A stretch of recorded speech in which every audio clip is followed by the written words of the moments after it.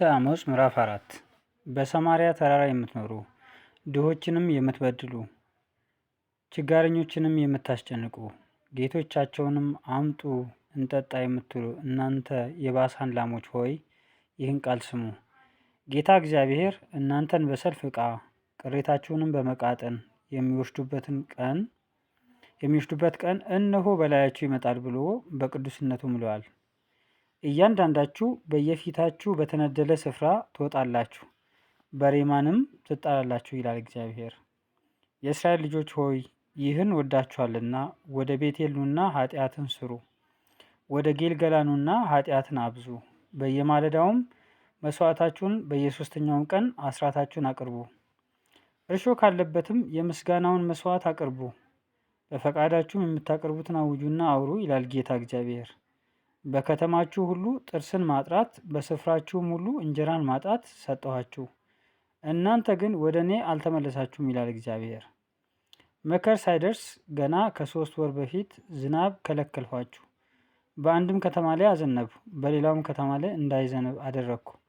በአንድ ወገን ዘነበ፣ ያልዘነበበትም ወገን ደረቀ። የ2 ወይም የ3 ከተሞች ሰዎች ወደ አንዲት ከተማ ውሃ ይጠጡ ዘንድ ሄዱ፣ ነገር ግን አልረኩም። እናንተ ግን ወደ እኔ አልተመለሳችሁም ይላል እግዚአብሔር። በዋግና በአረማሞ መታኋችሁ፣ የአታክልቶቻችሁንም ብዛት፣ ወይኖቻችሁንም፣ በለሶቻችሁንም፣ ወይራዎቻችሁንም ተምች በልተዋል። እናንተ ግን ወደ እኔ አልተመለሳችሁም ይላል እግዚአብሔር። በግብፅ እንደነበረው ቸነፈርን ሰደድሁባችሁ፣ ጎበዛዝቶቻችሁንም በሰይፍ ገደልሁ፣ ፈረሶቻችሁንም አስማረኩ፣ የሰፈራችሁንም ግማት ወደ አፍንጫችሁ አወጣሁ። እናንተ ግን ወደ እኔ አልተመለሳችሁም ይላል እግዚአብሔር። ሰዶምና ገሞራን እግዚአብሔር እንደገለበጣቸው እንዲሁ ገለበጧችሁ። እናንተም ከእሳት ውስጥ እንደተነጠቀ ትንታግ ሆናችሁ፣ ነገር ግን ወደ እኔ አልተመለሳችሁም ይላል እግዚአብሔር።